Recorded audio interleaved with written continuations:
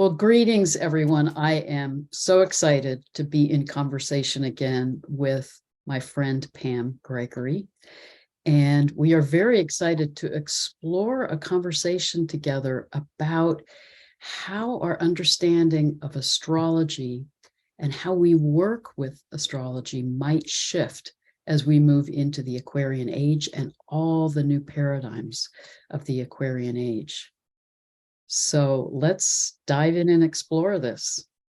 Fantastic. I'm really excited about this, Heather, because our conversations are wonderful. We never quite know where they're going to go, but they're usually interesting, and hopefully will be expansive for other people as well. So is there any way you'd like to start, or would you like me to kick off? Or why don't you start us off? Okay.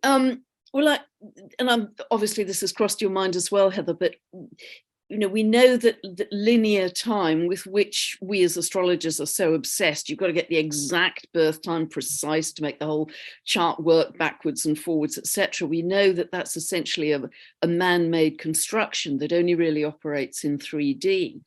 So if it's the case that we have already evolved really beyond that, that's not going to work. The transits based on linear time, none of those are going to work. So I think part of this may be that we're working with much more organic fractal unfoldments of the chart, like progressions or like solar arcs that I use a lot, where you're really just watching the unfoldment of the original chart and abandoning linear time. And therefore also the further out in space we go, it seems, because the orbits inevitably become longer and longer.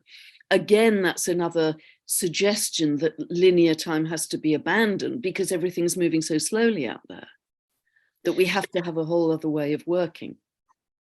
That is such a really important point. And our whole understanding of time and space and form is all shifting. And I think part of what you're also tapping into is that as we move into the Aquarian Age and that sense that everything is energy, then we are being transformed into an understanding of ourselves as energy bodies, as light beings. So I also think that everything is more fluid, and not only our sense of linear time, but the ways in which we look at the chart and view it as certain fixed traits or personality characteristics. That will all be in flux as we are in a more rapid state of transformation in who we are as humans. Absolutely. And I was thinking along the same lines, Heather, that we've always just thought of the planet, or certainly I have, as spinning rocks in space, but could it be that they are actually particular frequencies? Because if you go online, you can quite easily find it's a kind of almost a music track. And this is going back to Pythagoras's harmony of the spheres, where a scientist, it must be an astronomer, or an astrophysicist, has actually recorded the different sounds from the orbits of the different planets. And so would our birth chart, therefore, actually represent our own unique symphony or harmony of that combination of frequencies? And so we're reading the chart much more in frequency terms and abandoning linear time. And I don't know if I can dare go a couple of steps beyond this, but we as astrologers also, I think, myself included, have always thought that as we're reaching out to the Kuiper Belt objects and deep space planets, that it's only when our consciousness rises enough to enable us to discover them and access them and understand them. But if consciousness creates matter, dare I say this, could it possibly be that we are actually creating the cosmos? We're creating the planets. Well, I mean, yes. And if we really take in that everything is one, that everything is a part of the sea of cosmic consciousness. I mean, part of what I think you're really pointing to is that as we move into the Aquarian age, we're becoming more right-brained again. We're becoming more aware that we are not separate from each other. We are not separate from the planets. You know, a lot of what I'm doing in my year-long class this year is incorporating a more shamanic experiential way of being in relationship with the planets, that they have consciousness, that we can be in communication with them, in relationship with them, and they're not outside of us and apart from us, they're also in us. Absolutely. Whether you think of that in terms of frequency or you think of that in terms of forms of consciousness, we're working with them in their relationship with each of the chakras. But it's extraordinary. I mean, what we're doing in this class is doing shamanic journeys to the planets and then getting direct guidance from them about how they live in us, how we can work with their energies, how we can be in tune with them. So I think, as you're saying, those boundaries and that sense of separation, that we are somehow separate from everything around us, is really dissolving. Yeah, I'd really, really agree with this. And we're back to the Hermetic principle of you know, as above, so below. You know, the outer represents the inner, that we have the whole cosmos within us. So if we have in any sense created the physicality of the planets, it's merely that our consciousness is at that level to produce new archetypes, new symbols, as it were. And therefore, no surprise that astrology works, because you're actually in a feedback loop of consciousness. Well, and I love your idea of the frequency and being a part of the harmony of the spheres, because for me, that resonates with the ancient shamanic practice of finding how we can be on a path of healing and wholeness through remembering our soul song, that we each beautiful. are a unique manifestation of that cosmic consciousness. So I think as we move into the Aquarian age, it won't be about a complete dissolution of our unique sense of self, but it will be an awareness that we are a particular fractal, a particular creative expression of that cosmic consciousness in connection with the diversity of all that is, but part of that sea of oneness. But what if we could find that frequency, the different frequencies of the planets in our chart that form that unique configuration of who we are energetically, and find that song, and then learn how to be in harmony with that song, to be in harmony with the music of the spheres. It's like astrological homeopathy. Yes. It's kind of giving us our pattern back. And so we develop a clearer sense of self, a clearer sense of purpose, a clearer sense of unique contribution to the world, if we can actually hear that harmony that is absolutely unique for us. Because I was listening to a very interesting lady a couple of weeks ago who is in contact with Palladian beings, and they were saying that the soul magnetizes the specific birth chart that it needs for its soul's growth at any particular lifetime. So there's a kind of, again, there's a frequency match happening here. So with everything being about frequency as we move forwards, and as you say, Heather, is it just that everything is one flowing, living consciousness? And I've been sort of looking at quite a lot of, I don't know if you've heard of a lady called Veda Austin, who's a New Zealand lady, and she works with water. She's really taken Masaru Emoto's work a whole giant step forwards, because she produces beautiful, what she calls crystallography, where she photographs just the beginning of the formation of the crystal between kind of liquid and solid. And what she's finding, yes, you know, she takes beautiful spring water, she gets crystals of ferns and leaves and beautiful things. If she takes tap water, as it's got no structure at all, it's just kind of dots and dashes like Morse code. But if she gives some water in the petri dish just before she freezes it, a particular thought imprint, then that thought appears in the crystal. It could be a snail, it could be you know, a knife, it could be, you know, whatever. So she's almost in telepathy with the water. So if you consider that we are way over 70% water and we are drinking water all the time, we are becoming that coherence, you know, those beautiful geometric patterns, or not, depending on our emotional state. And then, you know, we urinate it out and we're just in that flow of water. But actually, that's just a form of plasma. Yes. Well, and part of what I think you're saying is that we have to, as we understand more and more fully that we are energy beings, and that our thoughts and emotions have frequencies, have their own energy patterns, and that just as she's seeing how that can shape the form of the crystals in the water, that's shaping our experience of ourselves and of everything around us, and we're emanating those energies. Totally.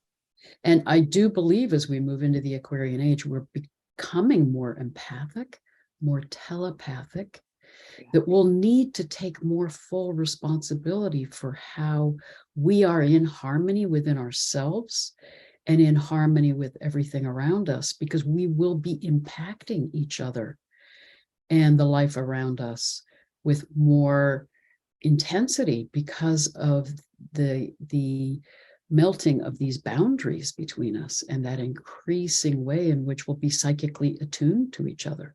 Yeah, beautifully said, because this is our mastery, isn't it? This is our mastery, to move from separation, and in particular to move from victim. Yeah. That the planets do things to us. We're going to turn that around into empowerment with a lot of self-responsibility and social responsibility, actually, that we really understand whatever we're broadcasting in frequency terms, energetically, is not only impacting our own water molecules, our own health, and the geometry and the plasma around us, but is actually impacting the geometry and coherence of the plasma around people that we're interacting with, and maybe even people that we're broadcasting with on YouTube. Yes. Yes. So we either leave people worse than we found them or better than we found them, depending on what we're emanating. And, you know, we'll have I really think you said that beautifully, you know, we'll have a much, much greater command, understanding and awareness of that.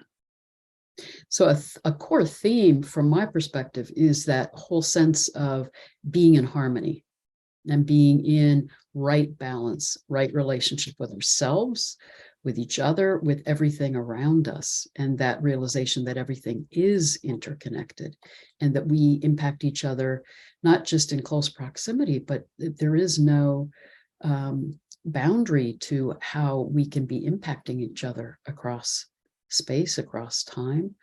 So part of what I also have been thinking about is, you know, in the history of astrology, the initial understanding, you know, if you look at the history of Western astrology and the, you know, star omens back in Mesopotamia that were about how are the planets and stars impacting our community. Yeah. And then it was by about 410 BC that we started developing the individual horoscopes. And then it's been pretty much our trajectory since then of focusing very much on how are these energies affecting me? What is my chart? What are my transits?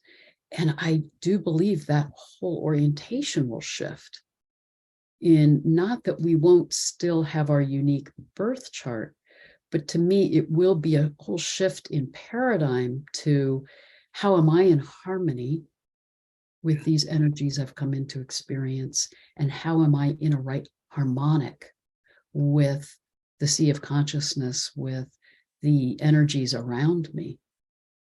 And that's very Lemurian, isn't it? Very Lemurian, that they were in harmony with everything. They saw everything as one. They were just one piece of the whole. They were in harmony with plants and animals and the earth and nature, and they flowed with the changes. So that's really beautiful. But, you know, like you, Heather, if I understand the origins of astrology, you know, who knows if that's even true, but as I was taught it, people in ancient Mesopotamia, because they had no television or computers, used to sit and look at the planets at night, and for entertainment they'd tell each other stories about the gods that lived on the planets, and then they started to observe the correlations of Mars to war and phases of the moon to harvest, growing phases, hence biodynamic farming now. But they were actually co-creating with those planets. They were weaving the stories, weaving the myths. And I think that's what we're starting to do now with the Kuiper Belt objects, which are so, embryonic in our understanding, that every time you or I talk about them, we are adding meaning to the symbolism, which originally was very limited, but we are co-creating with those energies every time we experience them, talk about them, think about them. With Thalassia, I just understood that she was linked to the shimmering moonlight, sunlight on the sea, but I'm now seeing that as our symbol for photonic light and orbs above water and that kind of thing. So, and I'm sure you're doing exactly the same. So we're adding to those embryonic archetypes in every moment. So we are co-creating. That's what started me on this whole thing about, well, are we even creating the physicality of them? Well, I would, this is so fun to talk about, but I would actually reframe it a little bit, because from my perspective, particularly prior to ancient Greece, the orientation was more right-brained. Yeah. So I think it was less a weaving of the stories of what we think these planets mean. I think more ancient cultures were more communing with the stars and planets. Oh, beautiful. Yeah, beautiful. Yeah, that's very likely. That's and really listening to them and letting them inform them about their meaning and their nature. So I think part of what we're having to shift out of is that left brain orientation of they're out there and we're thinking about them and defining them, and coming back into that right brain orientation of we're in relationship with them and we can think about them. We're keeping the gifts of that left brain process we've been in, but coming back into the realization that we're in relationship with these conscious beings that are the planets and the stars. And we can co-create together. So I wouldn't see it as we're creating them so much as we can actually co-create together and be beautiful. in relationship and be in community with these other forms of consciousness around us. But we need to start listening. Yes. And taking in our experience of their meaning rather than projecting our ideas onto them. Absolutely. And if you are starting to link those planetary archetypes or frequencies to chakras as well, that's all part of that process, isn't it? Yes. And we also believe that planets have certain associations with certain organs in the body as well, don't we? Lower back is linked to Venus and Libra, etc., etc. So there's a whole flow here of inner and outer, which I think we're going to go much deeper into as just a whole, as you say, one living consciousness in its various forms. And I think, well, very much that Hermetic principle that you just talked about before, as above, so below, as it is within me, so it is outside of me, as it is outside of me, so it is within me. So everything is mirroring everything else. And we can be in that kind of relationship and that kind of co-creation.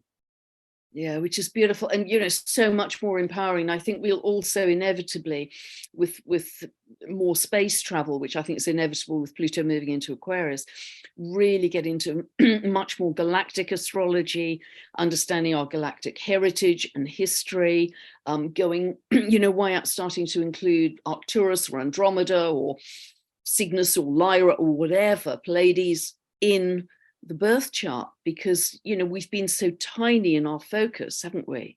Just seeing everything from a geocentric perspective. And so whether that will be heliocentric, or whether it'll even be the central galactic. Yeah.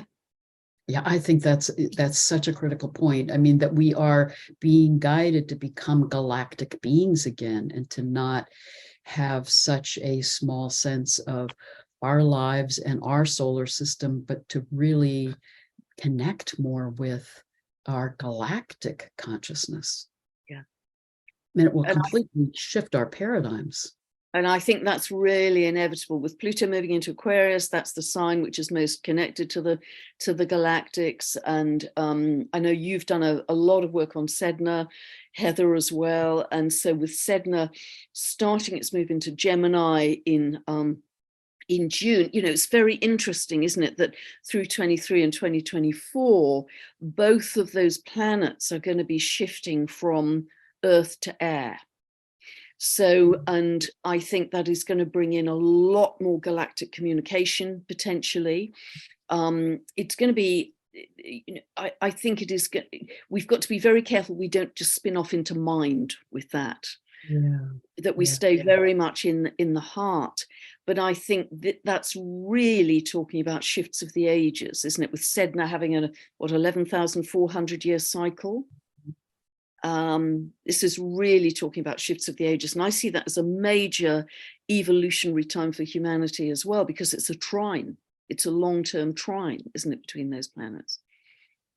Well, and I think Sedna in particular is so significant in that it is when she comes into her closest part of her orbit to our solar system, which is where she is right now, that she is bringing us that message that we're in that profound time in the precessional cycle when we're called into a radical shift in consciousness, and that we are moving through profound earth changes. And I think she's signaling that we're moving through that galactic sheet that is this time of accelerated transformation and being impacted by these cosmic energies coming from the galactic center and coming from our sun that Rory Duff talks so much about in terms of how that's activating the energy lines on the earth and shifting us physically, emotionally, and energetically. So I think we are morphing. We are really changing our understanding of who we are as humans and opening up to this higher consciousness that is more galactic in nature. And I think it will be radically shifting our understanding of the meanings of many of these planets. Because one thing I've pondered on is that we need to, I think as Pluto's in its final degrees of Capricorn, we're needing to let go of old structures and systems that no longer serve us. 100%. One of the things that I've wondered about is, will we need to change our names for many of these planets because they are so, and our understanding of modern Western astrology is so tied to Greek and Roman mythology. Yes. Which is so embedded in that patriarchal paradigm. And will we maybe need to start renaming these planets as we allow them to have a more full experience that isn't defined within the mythology of the Greek and Roman period? Yeah, I mean, beautifully said. And we really are at the end of an age, aren't we? It's so interesting that we've got, very important planets at 29 degrees of their sign. Pluto at 29 of Capricorn, Saturn by the end of this month up to 29 of Aquarius, Sedna at 29 of Taurus, etc. Shamanic degree. Yeah, absolutely. Critical degree, anoretic degree. And it's so interesting that both Pluto and Sedna are linked to death in their myth. And also it's a kind of betrayal by the patriarchy, isn't it? I mean, if we look at the myth of Sedna, and you've done much more work than I have, Heather, but I know there are variations on the myth, but essentially her father comes to either kidnap her or rescue her from the being that she's married to. And they're in the canoe and a big storm brews up and water is coming over the canoe. And so in order to save himself, the father throws his daughter over the canoe. And as she tries to hang on with her fingers, he chops her fingers off. So as a father, he doesn't come very well out of that story. not too pretty. Oh, very well put, yes. So, there's a deep, deep betrayal of the patriarchy, but she then floats down, as we know in the myth, into the deep, deep icy oceans. But from her fingers, these beautiful sea creatures are born, the turtles, the dolphins, the whales, etc. So new life is formed from that. Well, and she becomes the goddess of the sea. She dissolves from that more separate sense of self she had been in into now merging with the sea and being in deep connection with the whales and the seals and becoming the goddess of the sea. So I think it is about a death, rebirth, but it's also about that radical shift in our consciousness. Yeah. As we open more and more fully to our interconnectedness with all that is. But you're right, it's very much about the betrayal of the father and how we also, I think, need to not cling to the old forms that have given us some sense of safety and security. She tries to grab the boat, thinking that will save her. And not only is the father chopping off her fingers with the paddle, but I really have that sense that Sedna had that moment in the sea where she realizes, I have to surrender to this experience of initiation that I'm in, this transformation that I'm in. And I think it's Jung who says, when you're falling, dive. Yeah. So I always have this image that Sedna at some point says, I'm just diving deep into the sea, into this transformation to where it will lead me. Yeah. And it's invisible. You just don't know where that's going to go. And I have the same sense really with Pluto moving out of those last couple of degrees of Capricorn and its purpose, Capricorn being ruled by Saturn. Again, we're back to the patriarchy. And if there's any corruption or lack of integrity, transparency with the patriarchy, the top-down vertical systems that have we have thought had our best interests at heart as a fatherly system through our lives, which has been foundational, that is going to reveal in that transit of the last couple of degrees anything that is not for our highest good. And that's going to be another kind of death, isn't it? And then we again step like the fool in the tarot into the unknown of the Aquarian Age.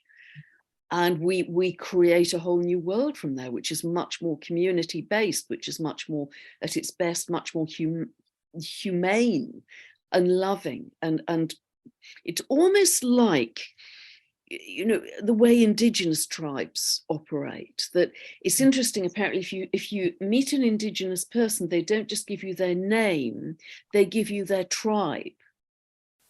And everything is connected to the tribe. So, in these days of where everything is monetized, we now pay for childcare, or we pay for gardening services, or we pay to have your dog looked after. But in those societies, it just didn't come up as a money issue, that everything was shared in the community, everything was communal. There was no definition of this is mine and not yours. This is no definition of material territorialism and ownership. And at its best, I think that's where we're going with this Aquarian energy, back to that loving, sharing, we are all humanity in this together. What can we create that is so much greater as a community than we can as individuals? And I think it's going to be beautiful in many ways, and it's starting already with the groups. Am I making sense, Heather? Beautifully said, because it is shifting our whole orientation and from individualism and from that sense of how do I secure enough security with my money, my property. I mean, the indigenous cultures had no sense that you could own pieces of the earth. Exactly that. And I also love that in more ancient cultures, like in ancient Egypt, their understanding of the principles of Ma'at, which is, I think, the oldest archetype of Libra. But it was that understanding that the principles of Ma'at, which later became a variation, was the 10 Commandments, but the principles of Ma'at were, how am I in right relationship with the waters? How am I in right relationship with my neighbors? How am I in right relationship with the animals and the plants? So again, that sense that we are in community with each other, but we're in community with all of the life around us, and all of the life around us is sacred. We're not dominant. We're not here to exploit the earth. We're here to be in communion and community with the life forms on the earth. And I think the Aquarian Age is taking us back into that awareness. Yeah, which is really beautiful, because once we become more telepathic, and I sense this myself with animals, chatting to the ponies on my morning walks, but once we become more telepathic with the animals, the plants, then we start to see the sacred in them, don't we, in a much bigger way, which we couldn't see before, because we just thought they were for our exploitation. But that's going to shift radically. I think that we are going to see it all as one enormous organism, which is growing and evolving together, and we are helping the plant. In fact, I think there was a wonderful channeling I heard by Zach from my friend Janet Trelaw, because Zach was saying that the plants actually evolve ahead of humanity, and they develop certain medicines within them or whatever that we are going to need in future, which we as humans haven't yet sussed. The plants are ahead of us. I think the animals are ahead of us as a higher species. They're here to help us. Oh, yes, this is so interesting, because when I was talking to Rory Duff earlier this week, he was saying the same. We were having the same conversation, that the plants are really trying to heal us. Yeah. The animals are really trying to guide us. We're the ones that are out of balance. Yeah. With the laggards. Really show us the way if we, again, start listening and paying attention and attuning to them and their energies and their messages. And again, that's a more right brain way of being and of knowing. Yes, it's sort of losing a lot of our arrogance, perhaps, that we've had in the modern era. Yeah, I'm immensely excited about it. It's interesting, Heather. I wasn't necessarily going to share this publicly, but sleep patterns are all over the place for many people. I either sleep 2 hours or 11 hours, it seems, at the moment. But on Saturday night, I had a very sort of long, rambling dream, and towards the end of the dream, it was pin sharp, crystal clear, because my eyesight isn't that good, but it was pin sharp. Then I walked into a room which was empty, but filled with white angelic light. And the only thing in the room was a mirror. So I walked into the mirror, and I was just light. I was just filled with light. And my eyes particularly were just light, which they're usually red with so much screen time. They were just filled with light. And then I just started to levitate. And then the alarm went off, which was terribly annoying. But, you're talking about losing our boundaries, losing our density, losing our solidity to become part of the flow, and really starting to embody light in a bigger way, this incredible photonic light, which is going. I mean, the light at the moment is just, I've barely got words for it, because it's light that we've never seen before. And there was so much light in that very short section of the dream that it was incredibly inspiring, actually. And I thought, that's a vision of the future for where we're headed as light beings, as light bodies. That's where we're going. Oh, Pam, that is an extraordinary dream. And I just have to say, as you were talking about the light, everything got brighter where you are. It was extraordinary. It was like the light was actually coming through right in that moment. Wow. But what an amazing dream about what it means to become a light being. Yeah. And that's how it felt. Yeah. And in that way, then we realize our capacity to travel across time and across space, not through technology, but through our consciousness. Yeah, just through thought. We think, I want to go there, and we will arrive.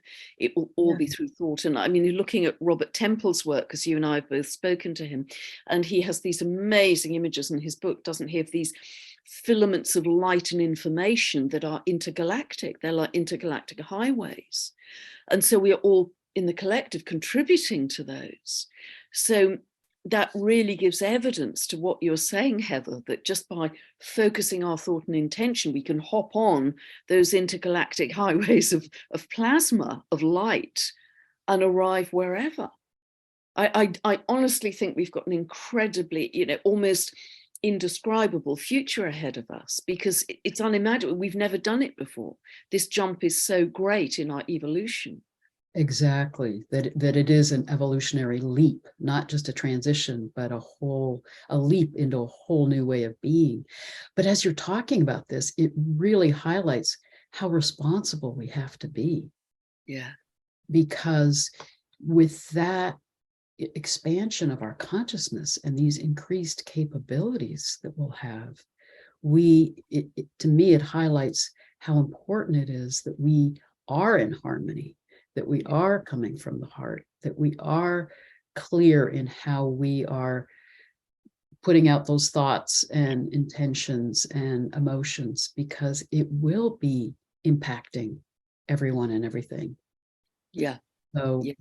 We've got to be really, almost, have our spiritual blinkers on, be super disciplined, we're not going to go over there and think that, no, just, lock on. I often say, just lock on to love, super glue yourself onto love and be absolutely relentless. So, no, we're not going to go over there. Because it's very easy, isn't it, with all the drama and the color and, but we've got to be very disciplined, I think, and masterful in this new age. And I think that's what Pluto and Aquarius is about at its best. Sorry, go ahead.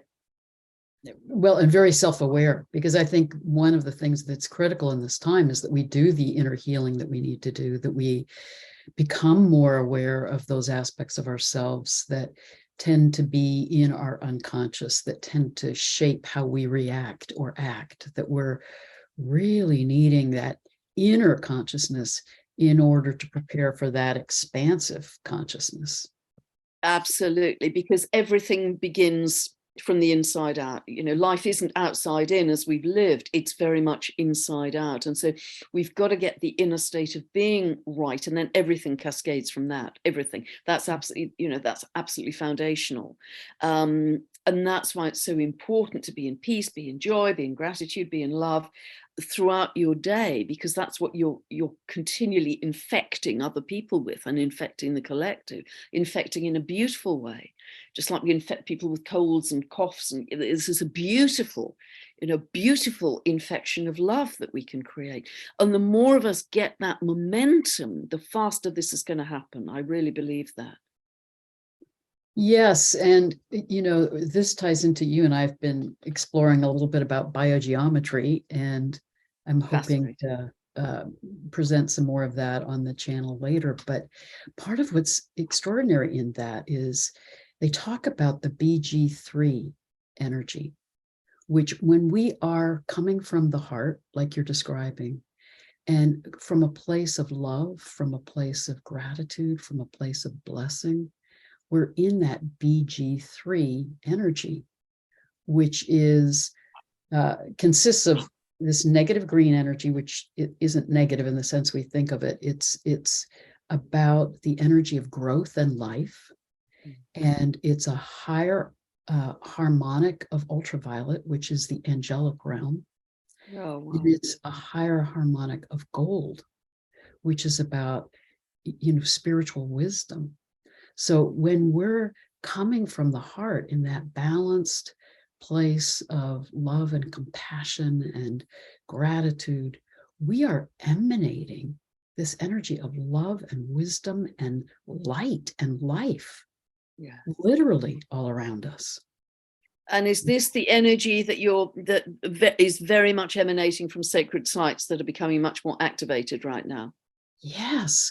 So when Rory Duff talks about these lines becoming stronger and extending the time of that activation, such that by the end of 2024, we'll be in that harmonic all year round, that's bathing us in these energies of BG3, of divine love and wisdom. Yeah. I mean, how extraordinary is that? And that's not far away. That's not far away at all. Less than 2 years. But the sooner we can practice that, through our days, the more we're going to pull that into our experience. Absolutely. And I think that's going to be exquisite. And that's why we have such strong experiences at mass meditations at those sacred sites. It's palpable, isn't it? It's absolutely palpable when you're on those sites. And you just want to be in connection with the earth. And whenever I've been at those mass meditations, again, the quality of light is extraordinary. And you think, well, just down the road, it didn't look like that. It was quite cloudy, but now I'm here. It's just sparkling diamond angelic light. It's just almost as if we're in a bubble of very different energy emanating from those sites. And that's what's exciting. So Gaia is clearly going through her own major upgrade as well. And because we're sandwiched in between the photonic and the cosmic energy that's changing so much, and Gaia's upgrade, we have to go with this or exit, essentially. Yes. In fact, one of the things that Rory Duff was saying about being on those sacred sites is the importance of surrender. Yes. That it really is, as you were just beautifully describing, opening to those energies and being in that process and experience. It's not something we do or think about or can control, but it's really, again, about dissolving the ego and opening to those energies. Because, wouldn't you say that those sacred sites are also portals, that they're absolutely just opening that gateway to these spiritual or divine energies that we can then absorb and be transformed by and healed by. And it's really welcoming them in, isn't it? So even though we may be going through insomnia or aches and pains or dizziness or tinnitus with the the rapid influx of these energies, it's welcoming them. Say, bring it on. This is all part of my evolution, and it's happening very rapidly. I think more rapidly than we've ever experienced in any lifetime, as I understand it. So, and I was just in a conversation with a really gifted psychic yesterday, and she was saying that we are all going to be experiencing some of these physical changes, and we need to hold that lightly, that it is part of our bodies trying to upgrade and really work with these higher frequencies, and to not get too attached or too identified with what's happening, because it's all really fluid right now. It's all in flux. It's all transforming. Absolutely. And I think we're going to also understand, I see Saturn moving into Pisces really as the blend of spirituality and science, or that we can understand more of the science of the spirituality. In a sense, that's what Robert Temple's doing. That's what Rory's doing. Yes. They're underpinning our psychic and spiritual experiences with the science. And I think that's going to help many people buy into them, that they're not just woo-woo because they're invisible, but they actually have a fundamental logic to them. And I think that's going to be very helpful in more people joining us with that. And it will also, I also feel that the astrology may well be able to help us discover greater truths about the cosmos, greater truths about the galaxies, that almost astrology can lead the way. Because if we are going to start to experience telepathy with the planets in a bigger way, the dwarf planets, etc., we could be pioneers through the information we're getting to feed back to the astronomers about further discoveries that they have yet to make.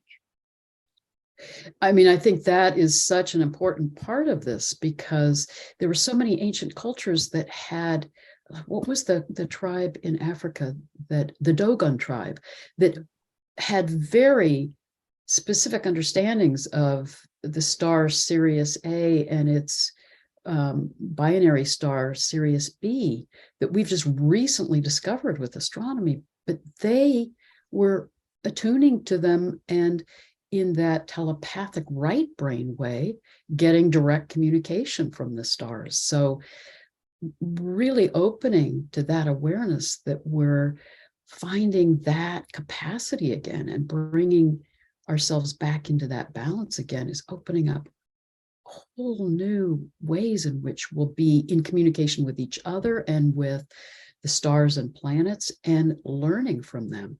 It's extraordinary to think about. And you're a real specialist in the Egyptian side of things as well, Heather. And if you look at the Egyptian pyramids and, their orientation to the belt of Orion, et cetera, et cetera. I mean, these were not built by slaves rolling stones on wheels. I mean, this was probably, I don't know what your view is, but probably built by sound and levitation and extraordinary harmonics. I mean, you've been there and I haven't. You've been there several times. And I mean, that's palpable, isn't it? The energy in the king's chamber, etc. Very strong healing energy there. And that was all based on the astronomy, wasn't it? Yes, and their understanding, as you said exactly, of harmonics and of frequency and of how to work with sound and light. And they also, we think they had these deities, these gods and goddesses, but for them, they weren't gods and goddesses. They were the netters. They were their understanding of the consciousness of aspects of nature and the laws of nature. So again, they had that awareness that we're in communion with these different energies around us that all have their own form of consciousness. And as you were saying earlier, we can co-create with them when we're in relationship with them and in right balance with them. That's so interesting. So there isn't this sense of separation, which we have perhaps in religion of, you're a god and I have to worship you and I'm on my knees, etc. There's much more this feeling again of flow and different frequencies of consciousness, different aspects of consciousness with which we are flowing all through our days. And it becomes an incredibly rich experience. I think we'll almost look back on our lives as they have been up to now, and almost they'll go to dust because our experience will be so much richer going forwards with all that we're experiencing in a way that we can barely articulate today. But I think we're right on the precipice of that. Well, I think your dream is so prophetic in terms of that. I mean, what a powerful image of what we're moving towards.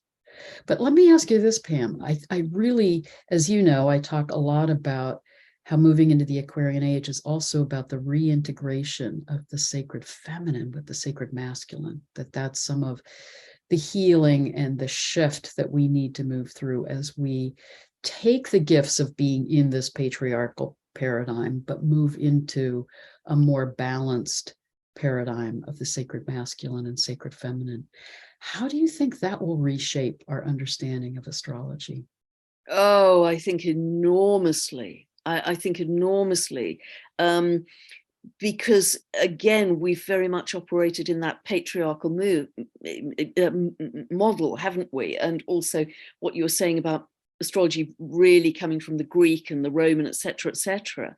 It's going to evolve in a much more again fluid and sensual way, I think. And the arrival of Sedna, that female principle, the Inuit goddess so close to the earth, the discovery of some of the Kuiper belt objects that have incredible feminine qualities, I think that's really going to bring in a much greater sense of, again, receptivity, of yin, of surrender, of welcoming in, of the right brain, of the weave, of the consciousness of those planetary bodies with our own. And moving away from linearity, moving away from measurement, moving away from such precision into a tapestry of energy, again, in a way that we can barely understand at the moment. But I think the whole yin receptive feminine side, the whole dance of co-creation, is going to become a much bigger part of our reality moving forwards. I think Sedna is one of the first indicators of that. How would you feel about that? Well, I love what you're saying, actually, about you're talking about how we will move into more qualitative ways of understanding and not just quantitative. Yeah. And I also feel like we will be reframing how we understand and see, not only, as you're saying, are these new planets and Kuiper belt objects bringing another layer of consciousness into us, but I think we will reframe how we understand the planets in our solar system too, because I think it's been significant that, apart from Venus and the moon, we have the asteroid belt that holds the sacred feminine archetypal meaning. And it's this fragmented belt between Mars and Jupiter that somehow I think will be integrating more the understandings of the sacred feminine, sacred masculine in the relationship with the different planets themselves and reframing their meaning. For example, Venus is so seen as the goddess of love coming out of Greek and Roman mythology, but what if we renamed her Inanna after that ancient Sumerian understanding of her as queen of heaven and earth, Wow. who guides us in our journey of initiation into the underworld and coming into that wholeness in who we are. But then she goes behind the sun and communes with the stars and brings that wisdom in to be overseeing how we are in community with each other. If we could expand our sense of the archetypal meanings of these planets, or help Mars remember that it's not about war and being on this journey of conquest, but that the hero's journey is Mars' orbit of starting with source at the sun, moving in its orbit till it's opposite the sun. It's been on its adventure and exploration. It comes back into remembrance of, oh, I am connected to source. I'll bring these gifts back to community, come back to source. It's not a linear trajectory of conquest. It's a cyclical process of growth and evolution. That I think that's another piece of it, is coming back to the cyclical understanding of time, of consciousness, of evolution. It's like a vortex, vortexing upwards. And I love this whole idea of we're going to move to a different octave of consciousness with the planets, a different octave of meaning. Great way to say it. You know, we're gonna leave behind the tight limitations of the definitions we've had in the past. I think we're just on the tipping point of that. But yes, shifting to that high consciousness, which is where we're going to be anyway. So I think that will change astrology immensely. And if we are going to step into becoming much more multi-dimensional and intergalactic beings, I mean, heaven knows what that's going to do to our astrological picture, because it's going to become massively expanded, isn't it, from where we are right now? Massively expanded. And do you know Brian Swim's work at all? No. The cosmologist? Oh, Canticles of the Cosmos is you know, something he's put out, that he's just this amazing scientist with this incredible mystical understanding of the cosmos. But one of the things that he talks about that I think is so extraordinary from that scientific perspective, I mean, we think of the center of the galaxy as the, you know, really the source of our galaxy, but he talks about how in our understanding of quantum physics, the center is always right here. Yeah, yeah. So each one of us is actually at the center. And I think that that concept is really important to realize. We're going to be journeying throughout the galaxy and understanding more our interconnectedness with this expansive universe. But we always need to realize that the center is right here within us, and come back to that place of center of stillness, of source, and stay in alignment with that within us, so that we then are coming from that alignment with our soul selves and coming from that right balance as we venture out and engage with everything around us. Does that make sense? Yeah, absolutely. That's our kind of anchor point. That's our keel, our absolute anchor point. And in some of the, and you'll be much more familiar with this than I am, Heather, but in some of the really ancient philosophies, they believe that you are the only person here, or I am the only person here, that everything in our reality is what we've simply manifested through our consciousness. And that's really hard to get your head around, because if you're sitting with a friend, you can poke your friend and they seem pretty real and dense. But, you know, there's something in that whole philosophy that does ring true about everything is coming from us. And so as we expand our consciousness, so does that whole cosmos and galaxy around us. And it's simply a mirror. It's simply an echo, a mirror of where we are at internally. And that's why, you know, as you've been saying, the self-mastery, the self-responsibility is so important. Well, that what you're saying, Pam, is just so brilliant, because if we can really take that in, then it will shift us out of this polarization and tumult that we're in the global community, where we're constantly reacting to what's outside of us, or and if we can really take hold of that notion that we are part of this oneness, then with every experience we have, we're taking responsibility for what is that acting in me, or what is it out there that is a reflection of me. Exactly. I need to work on and clear and heal to come back into right alignment. And that, again, that as you were saying earlier, that dissolution between the sense of the inner and the outer, it's all, everything is mirroring everything else. Yeah, that's really, really beautifully said. And I think the importance, Heather, of being in the heart, anchoring in the heart, particularly as we move into air signs, you know, Pluto, Sedna, ultimately Uranus moving into Gemini as well, is going to speed things up massively, 2025, 2026. It's all very heady, isn't it? That air energy. And so, I mean, it's very interesting. I happened to look at Isaac Newton's chart before I hopped on, and he has Saturn in Pisces. And I found that very interesting because, of course, with his laws of motion and gravity, etc., he really was one of the forerunners of the Age of Reason that ended up excommunicating astrology to the periphery of society because it was woo-woo, because it couldn't submit to measurement, it couldn't submit to anything rational.